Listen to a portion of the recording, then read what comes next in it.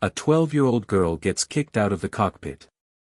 Minutes later, both engines die at 37,000 feet. The captain collapses.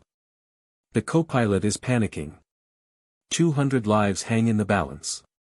Now they desperately need the same kid they just humiliated. Can she save them all?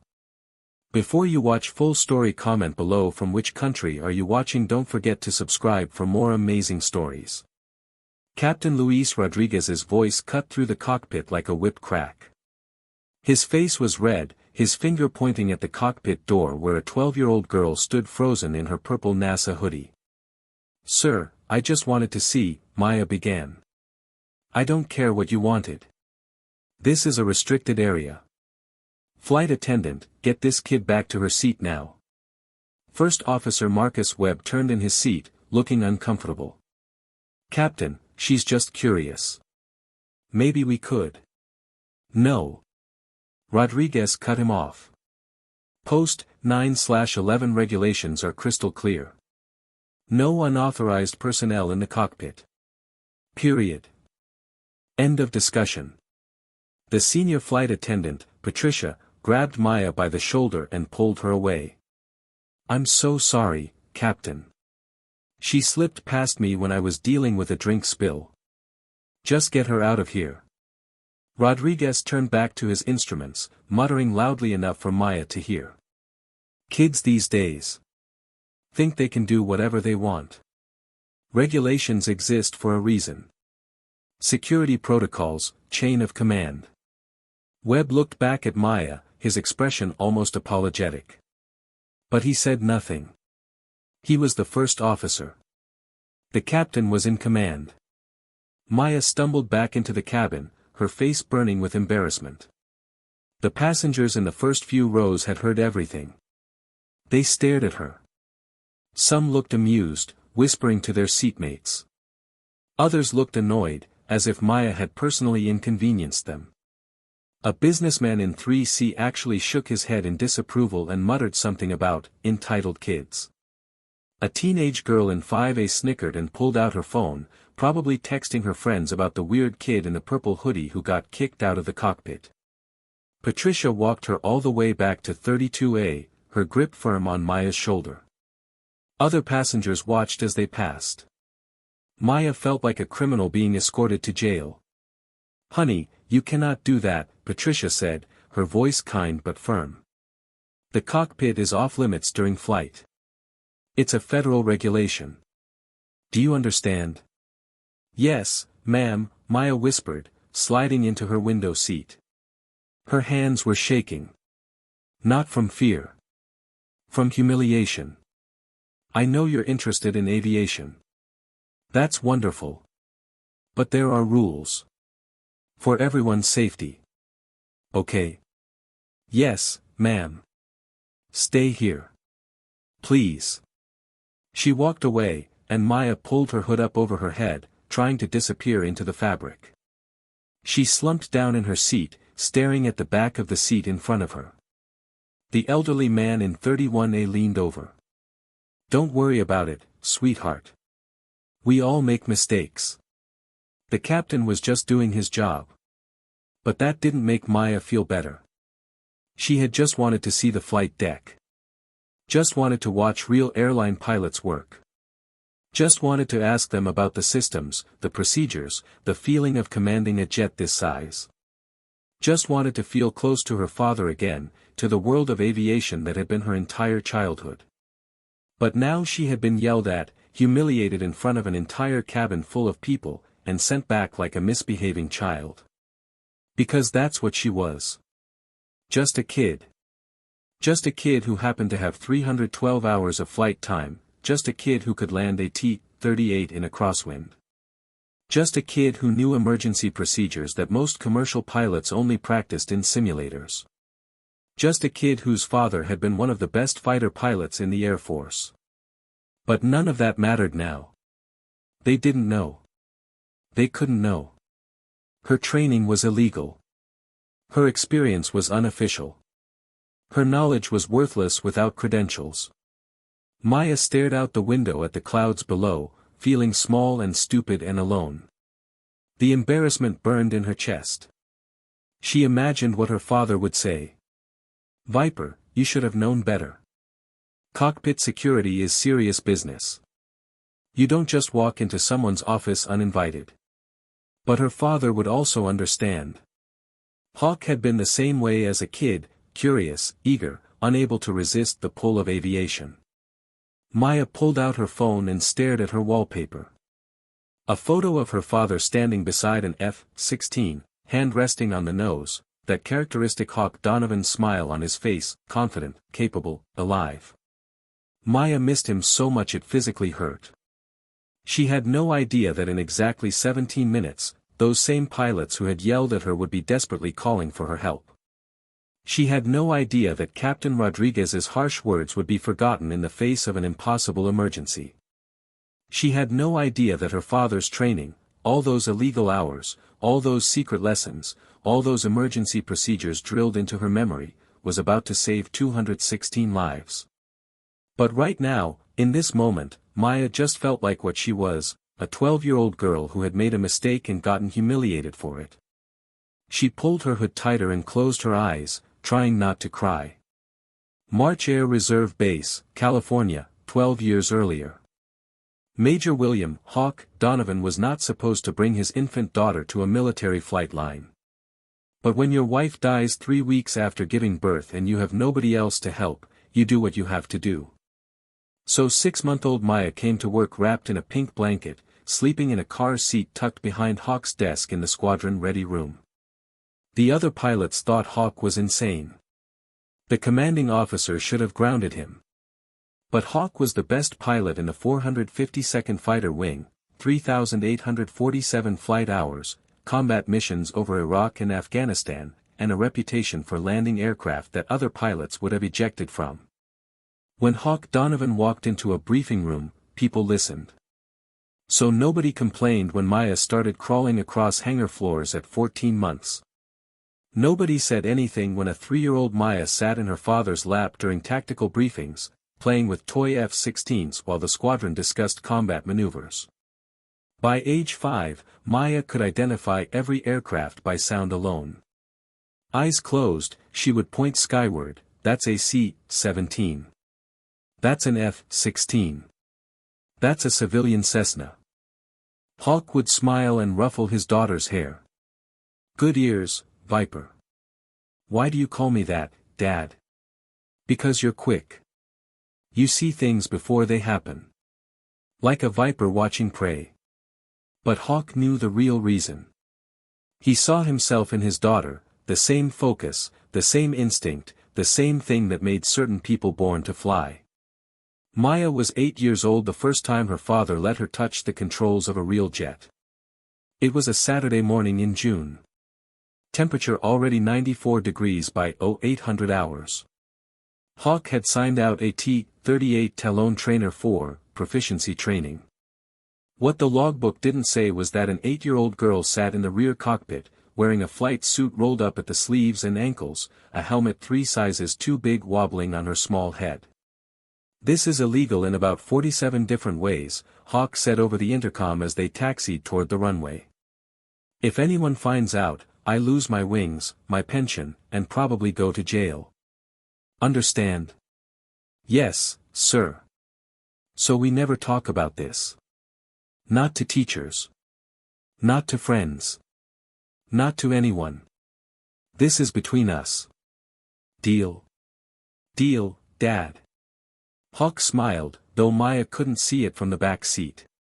"Good. Now, you ready to learn what your old man does for a living?" "Yes, sir." The T-38 rotated at 142 knots. The wheels left the ground. Maya felt her stomach drop as the earth fell away. They climbed through scattered clouds at 6,000 feet, broke into brilliant sunshine at 8,000, and leveled off at 15,000 feet above the desert. The view was breathtaking. The California desert stretched out below them like a tan and brown quilt, mountain ranges casting long shadows in the morning sun. Maya could see the curve of the earth on the horizon. "Beautiful, isn't it?" Hawk said. "It's amazing, Dad." This is why I fly, Viper. This feeling, this freedom. Up here, nothing else matters. No bills. No problems. No sadness. Just you and the sky and the machine that lets you dance with clouds. Maya understood. Even at 8 years old, she understood. Her mother had died when she was a baby. She had no memories of her, only photographs and stories. Flying was how her father dealt with the loss. How he found peace. Okay, Viper. You have the aircraft. Maya's small hands closed around the control stick. It was heavier than expected. Stiffer. The jet had its own will, and she had to negotiate with it. Gentle, Hawk coached. The jet doesn't know you're 8. It responds the same whether you're a kid or a combat pilot. Small inputs. Feel it, don't fight it. The airplane wants to fly. Your job is to guide it, not force it. Maya pulled back slightly. The nose lifted. The altimeter climbed. 15,200 feet. 15,500, 16,000. Good. Now level off. Push forward gently until the altimeter stops climbing. She pushed forward. Too much. The nose dropped. Her stomach floated. Hawk's hand hovered near his own stick but didn't touch it. Correct it. Don't overcorrect. Small movements. Maya pulled back. Smoother this time. The artificial horizon steadied. 15,800 feet. Not bad for your first try. You're a natural, just like your old man. Now let's talk about what happens when things go wrong. For the next 40 minutes, Hawk ran through every emergency procedure imaginable. Engine fire, hydraulic failure, electrical failure, bird strike, compressor stall. He didn't just explain them, he made Maya feel them. He cut the throttle to idle and let the jet sink, teaching his daughter what a dead engine sounds like, how the controls feel heavier, how you have to think 3 steps ahead because the aircraft is no longer helping you. Listen to me, Viper. Most people freeze when things go bad. Their brain locks up. They forget their training. They panic. But you cannot freeze at 30,000 feet. You have to think. You have to act.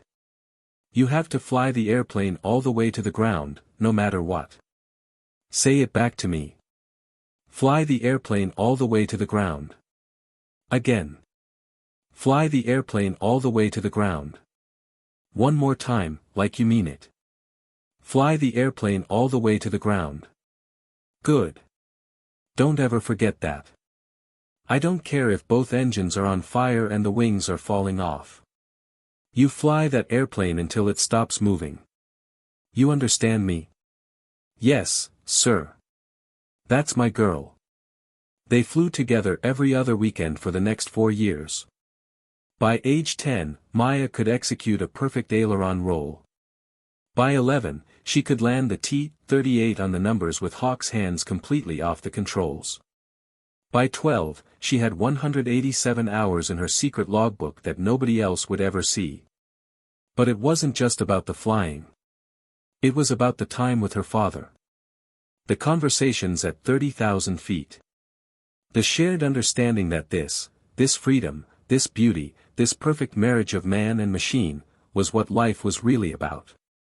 She never told anyone. Not her teachers. Not her friends. Not the school counselor who noticed the girl seemed older than her years, more serious, carrying something heavy inside her. The only person who knew was Hawk. And Hawk knew the clock was ticking. March Air Reserve Base, 6 months before Flight 2847. Major William Hawk Donovan walked into the squadron briefing room at 0545 on a Tuesday morning. He poured black coffee from the pot that had been sitting there since 0400. He sat down and reviewed the flight plan for what would be the last time in his life. Training mission. 4 Ship formation. ACM, Air Combat Maneuvering, against aggressor aircraft from Nellis Air Force Base, standard stuff. Hawk had flown this exact profile 87 times before. But something felt wrong. He couldn't name it. Couldn't point to it, just a feeling in his gut, like static electricity before a lightning strike. He had learned to trust that feeling in combat. It had saved his life over Fallujah.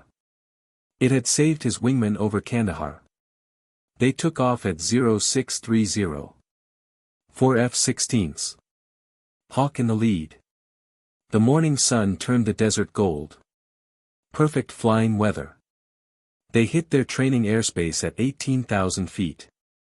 The Nellis aggressors were already waiting, 2 F-16s painted in Russian-style camouflage. The merge happened at 600 miles per hour. 8 tons of metal and jet fuel screaming past each other with less than 500 feet of separation. Hawk pulled 7GS turning left, his G-suit inflating, his vision narrowing to a gray tunnel. And that's when his heart stopped.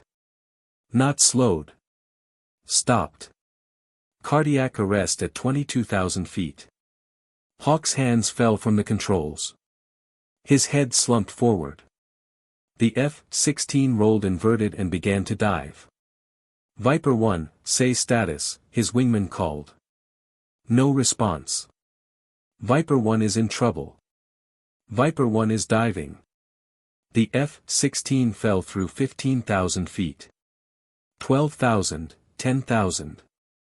Spinning like a drill bit, the desert floor rising to meet him. At 8,000 feet, the backup emergency system activated. A small explosive charge fired, separating Hawk from his seat and blasting him clear of the aircraft. His parachute deployed at 6,000 feet. The F-16 hit the desert at 500 miles per hour and disintegrated in a fireball visible from the base 30 miles away. Hawk was dead before the rescue helicopter reached him. Massive heart attack, undiagnosed cardiac condition. No warning. No chance. He was 41 years old. Maya went to live with her grandmother in Portland, Maine. She transferred to Lincoln Middle School. Made a few friends, got straight A's without really trying. But every night, she read flight manuals. Aerodynamics textbooks. NASA technical reports. She watched accident investigation documentaries and memorized every detail. Air France 447. United 232. US Airways 1549. Her grandmother thought she was obsessing. The school counselor suggested therapy. Her 8th grade teacher said she needed to be a normal kid. But Maya wasn't a normal kid. Normal kids didn't have 187 hours of flight time. Normal kids didn't know how to recover from an inverted spin. Normal kids hadn't watched their father die doing the thing he loved most. Maya wore her father's old purple NASA hoodie everywhere. It was huge on her, sleeves hanging past her fingertips, hem reaching almost to her knees. Hawk had bought it at the Kennedy Space Center gift shop during a temporary assignment to Cape Canaveral. Now it was Maya's. And she never took it off. When Maya turned 14, her grandmother surprised her with flight lessons at a local airport. Real lessons, legal ones, with a certified instructor in a Cessna 172. The instructor's name was Bob Patterson, a retired airline captain with 28,000 hours and a white mustache. On their first lesson, Bob asked the standard question, "Ever been in a small plane before?" "No, sir," Maya lied. They took off from runway 11. Bob demonstrated a few basic maneuvers. Then he said, "You have the controls." Maya took the yoke. And Bob immediately knew something was different. The kid flew like someone with 500 hours, not 5 minutes. Her corrections were smooth. Her altitude hold was perfect within 20 feet. Her turns were coordinated. When Bob asked her to do a steep turn, Maya rolled into a 45-degree bank and held altitude within 10 feet all the way around. "Where did you learn to fly?" Bob asked. "I read a lot," Maya said. Bob let it go. But he knew. Some people were naturals. And some people had been taught by someone very, very good. Over the next 2 years, Maya soloed on her 16th birthday. She earned her private pilot license 2 months later. By 17, she had her instrument rating and commercial license. She had logged 312 hours total time, 212 of which were legal and documented. She applied to Embry-Riddle Aeronautical University. Full scholarship. She was going to study aerospace engineering, then join the Air Force, then become a pilot like her father. But first, she had to get to Florida. Denver International Airport, present day. United Airlines Flight 2847 was scheduled to depart Gate B-17 at 1,435 hours. Destination, Orlando, Florida. Boeing 737-900. Registration N67821.216 passengers. 6 crew members. Maya was in seat 32A, window side, wearing her purple NASA hoodie and carrying a backpack with her logbooks, her laptop, and a framed photo of her father standing beside an F-16. The gate agent scanned her boarding pass and paused. "You flying alone, honey?" "Yes, ma'am. I'm starting college in Florida." "Well, good luck to you." She smiled and handed back her phone. "That's a cool hoodie, by the way." "Thanks. It was my dad's." Maya walked down the jetway and onto the aircraft. A flight attendant directed her toward the back. She squeezed past a businessman in 28C, a mother with twin toddlers in 30D and 30E, and an elderly couple in 31A and 31B. She sat down. Buckled her seatbelt, pulled her hood up. Put in her earbuds and closed her eyes. But she wasn't sleeping. She was listening. The Pratt & Whitney engine spooling up. The hydraulic whine of the flaps extending. The click of luggage bins closing. Maya could identify every sound. She had spent her entire childhood in and around airplanes. At 14:35, the main cabin door closed. At 14:38, they pushed back from the gate. At 14:42, they taxied toward runway 16R. In the cockpit, Captain Luis Rodriguez and First Officer Marcus Webb ran through their pre-takeoff checklist. Captain Rodriguez was 54 years old. 26 years with United.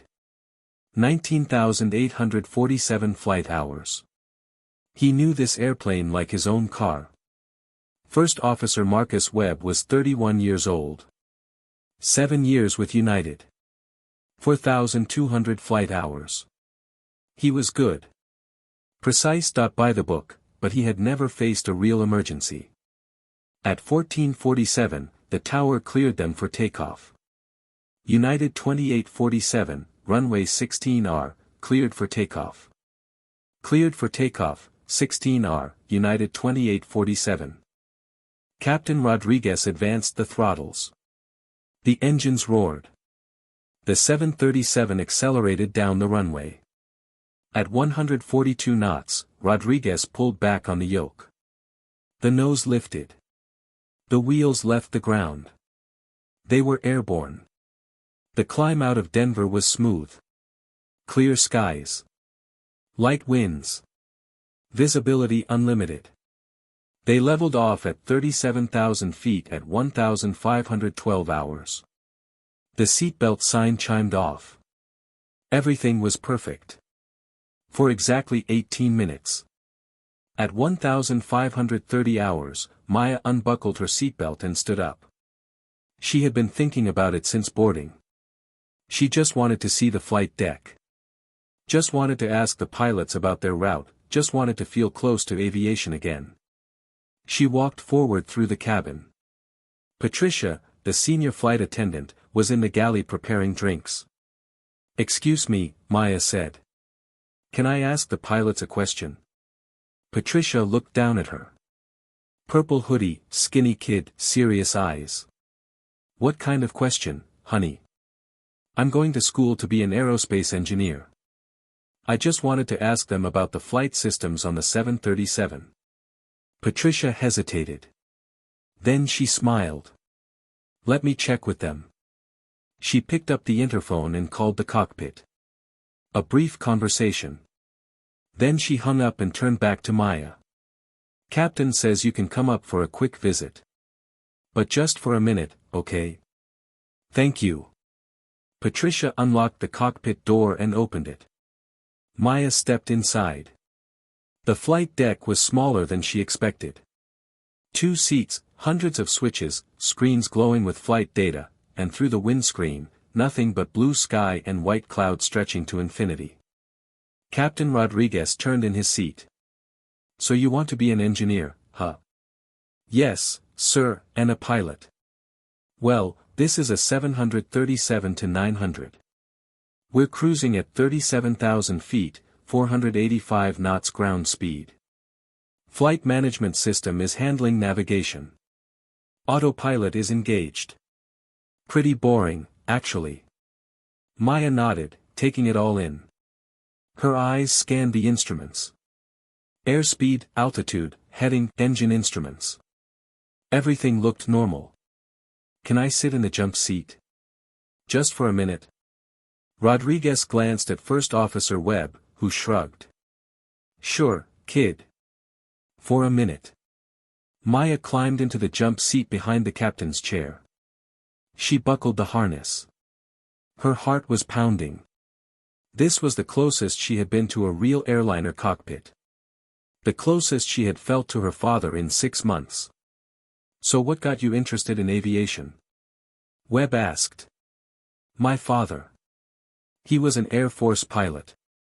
F-16s. No kidding. What's his name? I knew some fighter guys before I went airlines. Maya hesitated. Major William Donovan.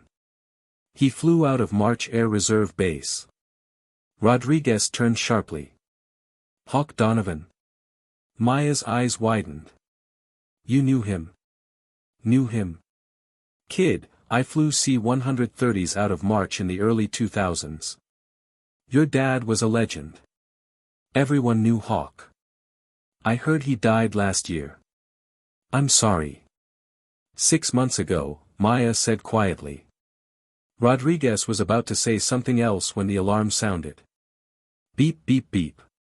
The left engine oil pressure light illuminated. Red, flashing. What the? Rodriguez's eyes shot to the engine instruments. The left engine's oil pressure was dropping. Fast. 35 psi. 30, 25. Shut down the left engine, Rodriguez ordered. Run the checklist. Webb grabbed the quick reference handbook and began reading.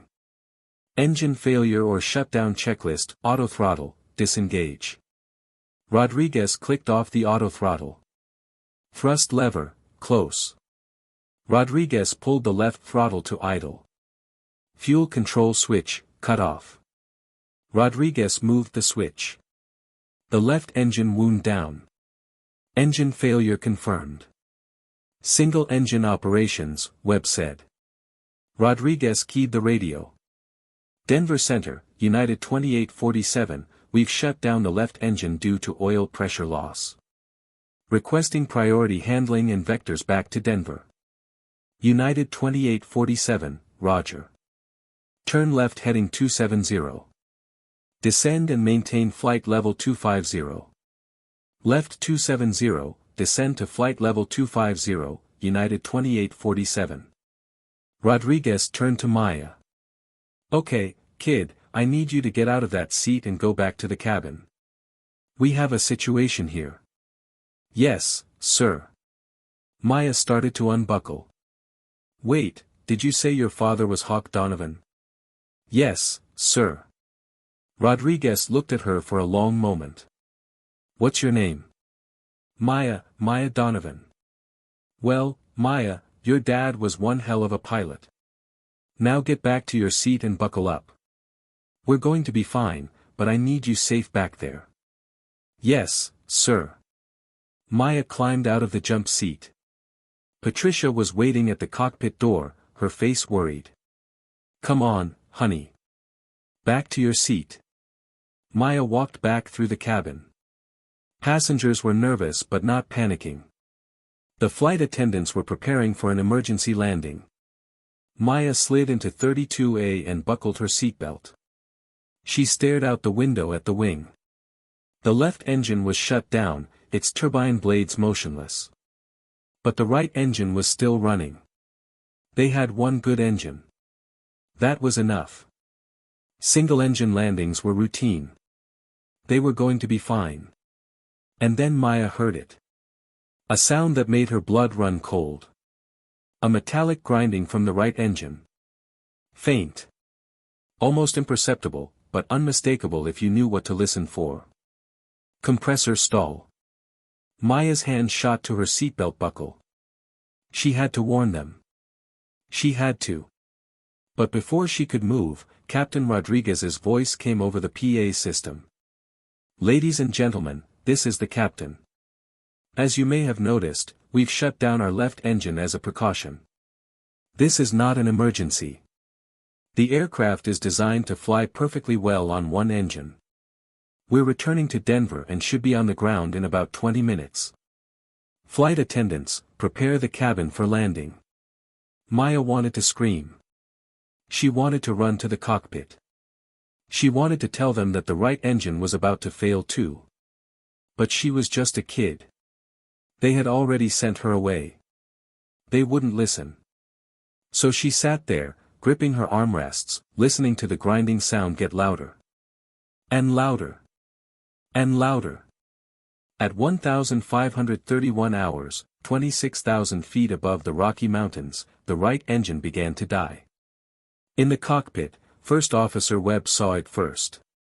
"Captain, I'm seeing anomalies on engine 2. Rodriguez looked at his instruments. The N1 compressor speed was fluctuating. The exhaust gas temperature was spiking. What the hell? The right engine seized. 1 second it was running. The next second it wasn't. The combustion stopped. The turbines stopped spinning.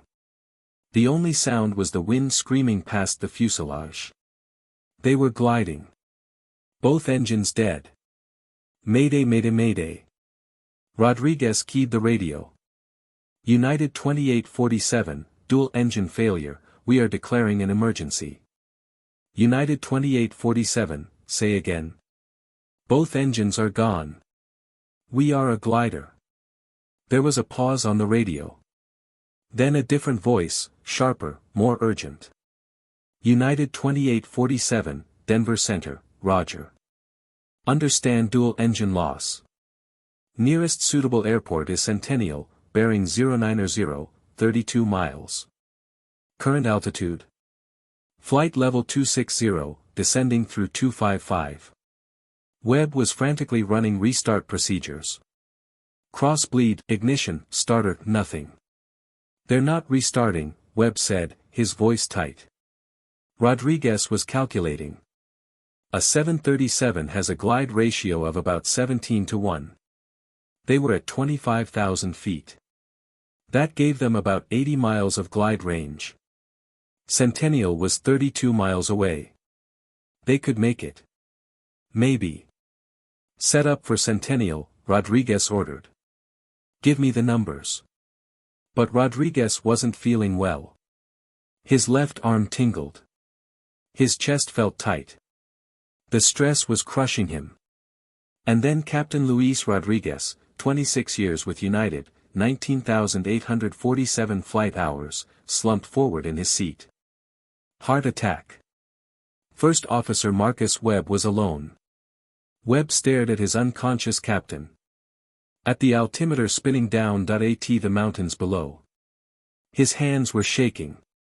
His breathing was rapid. Panic was eating him alive. Mayday. Mayday.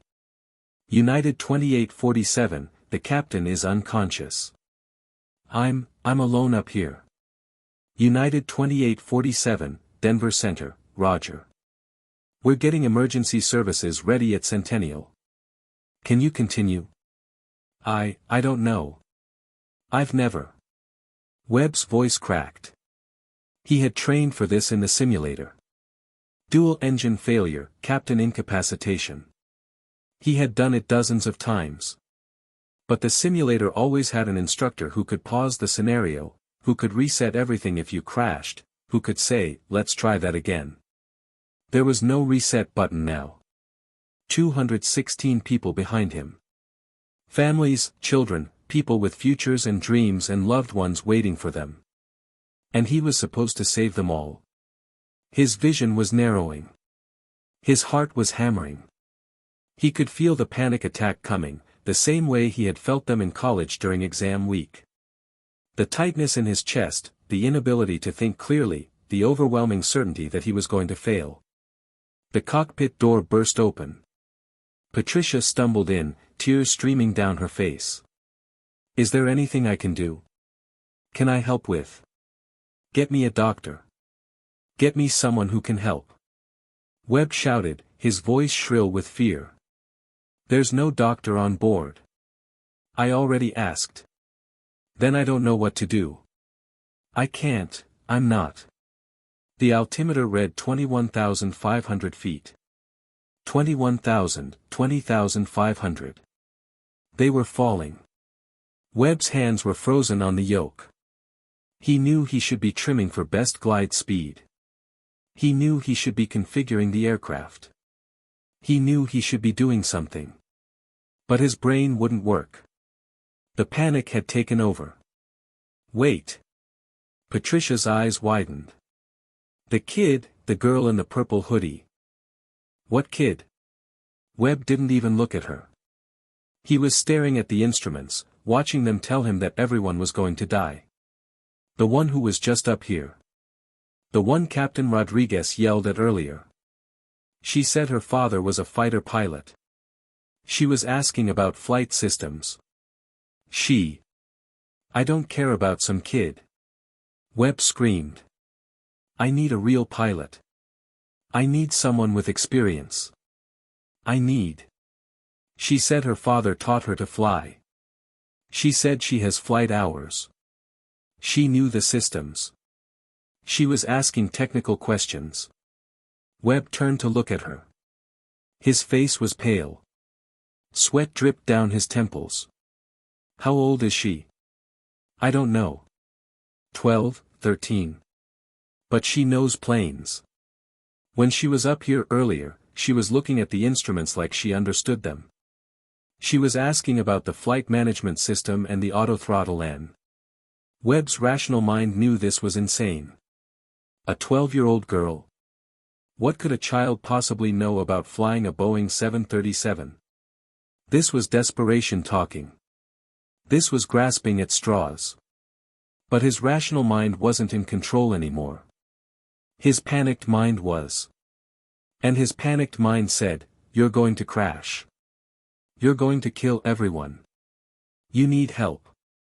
Any help. Even if it's a kid. Webb made a decision. The worst decision, the best decision, the only decision. Get her. Get her now. Patricia ran from the cockpit. Webb could hear her voice over the PA system, urgent and desperate. We need Maya Donovan in the purple hoodie to come to the front of the aircraft immediately. Right now. The seconds felt like hours. Webb watched the altimeter spin down. 20,000 feet. 19,500, 19,000. How long did it take to get a kid from the back of the plane to the cockpit? 30 seconds. A minute?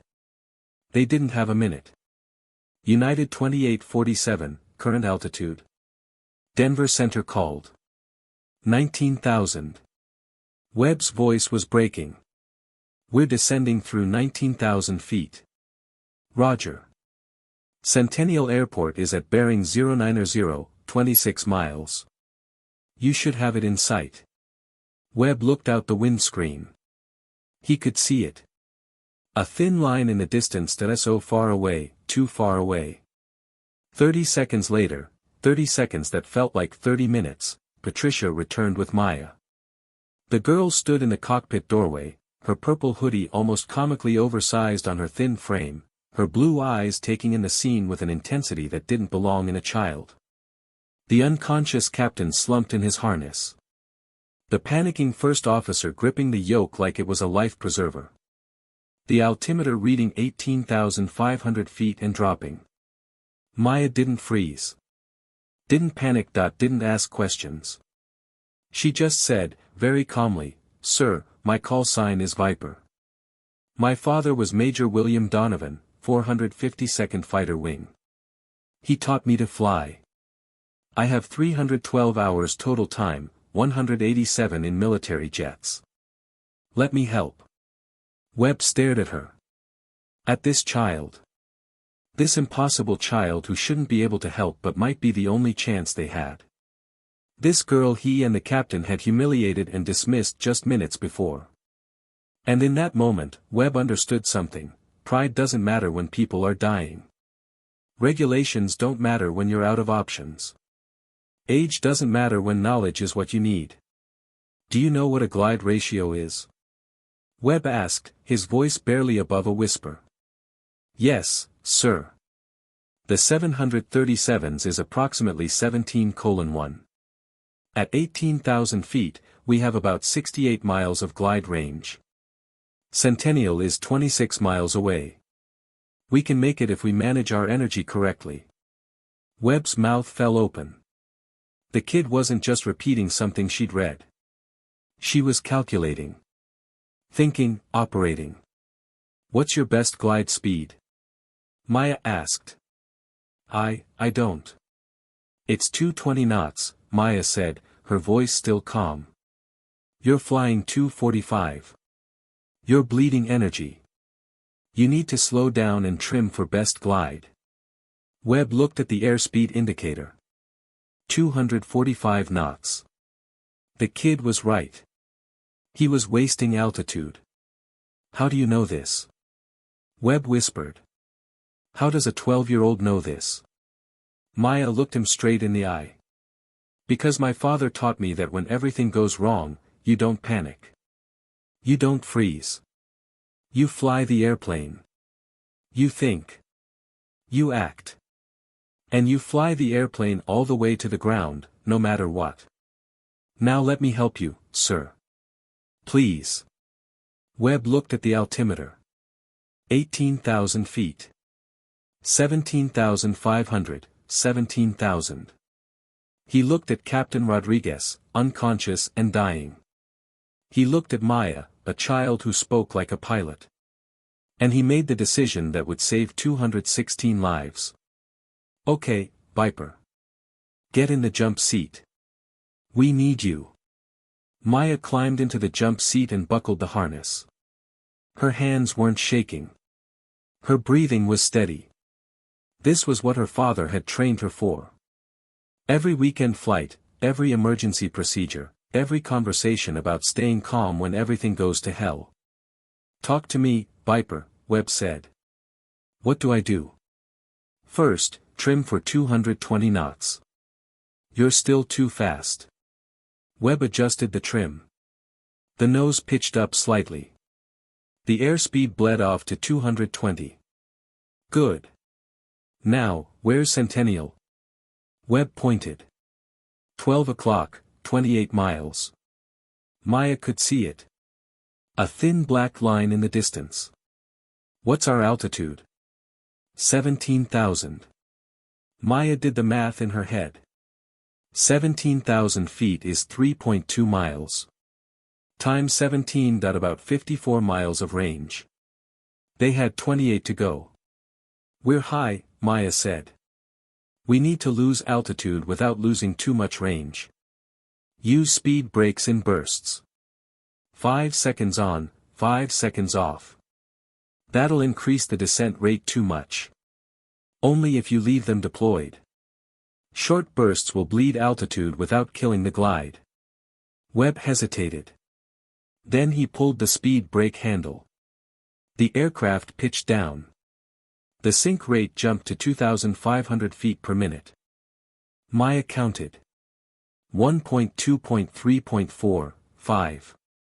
Webb pushed the handle back in. The sink rate dropped to 1,200 feet per minute. Again, Maya said. Webb did it again. 5 seconds on. 5 seconds off. You're doing great, sir. Keep going. They worked together. Webb flying, Maya coaching, altitude bleeding away. Distance to the runway shrinking. 15 miles. 12,000 feet. 10 miles. 7,000 feet.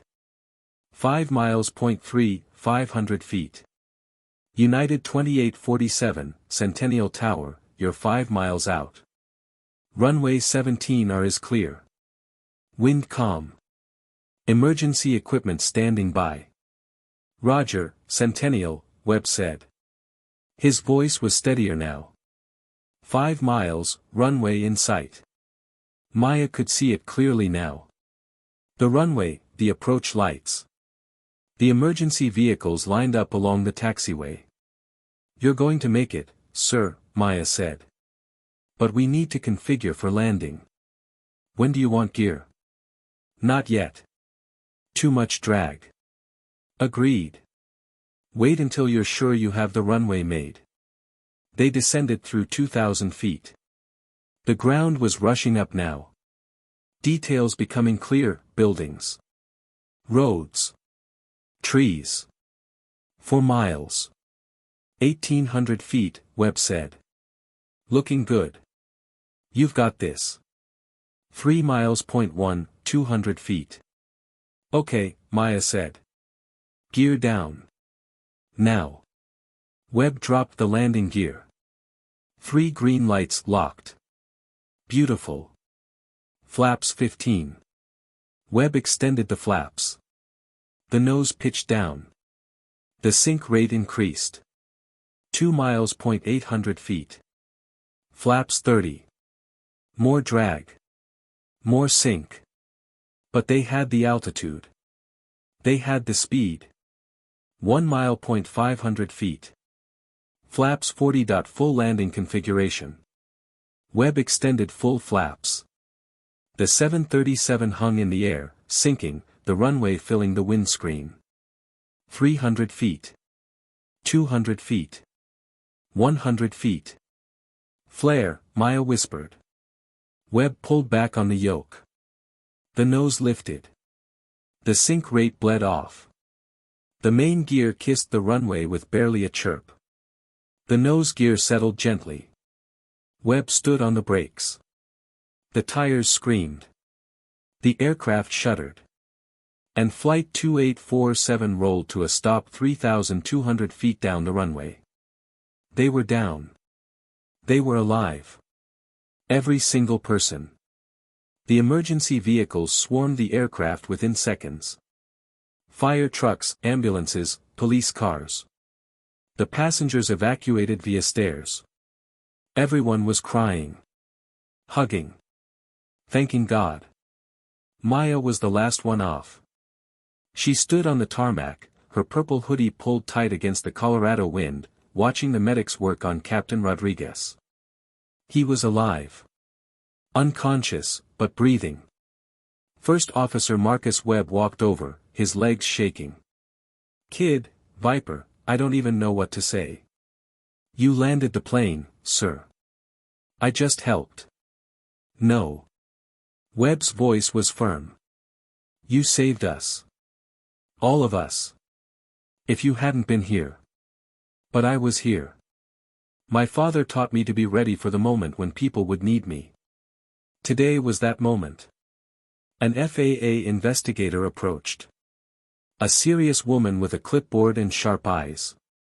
Young lady, I need to ask you some questions. Yes, ma'am. How old are you? 12. She blinked. 12. And you have flight experience? 312 hours total time. 187 in military trainers. My father was an Air Force pilot. He taught me. She wrote this down slowly. We're going to need to verify all of this. But right now, I just want to know, why did you go into the cockpit? Because the first officer needed help. And I was the only person on the plane who could give it to him. She stared at Maya for a long moment.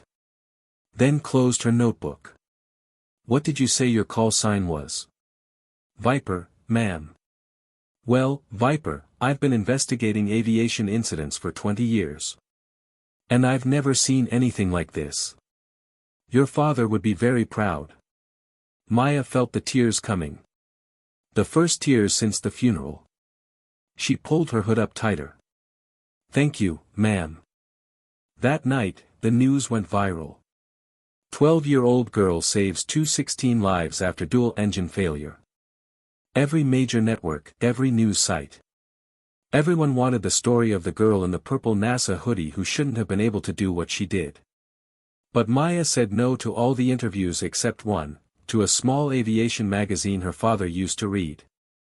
The interviewer was a retired Air Force colonel who had flown with Hawk in Iraq. Why did you do it? The colonel asked. Maya thought for a long time. Because my father spent 12 years teaching me to fly. Not so I could show off. Not so I could be famous. But so that when the moment came, if it ever came, I would be ready. And today, I was ready. What would your father say if he could see you now? Maya smiled through her tears. He'd probably say my approach speed was too high and my flare was late. But then he'd call me Viper. And I'd know he was proud. 6 months later, Maya Donovan enrolled at Embry-Riddle. The youngest student in their aerospace engineering program. She joined ROTC.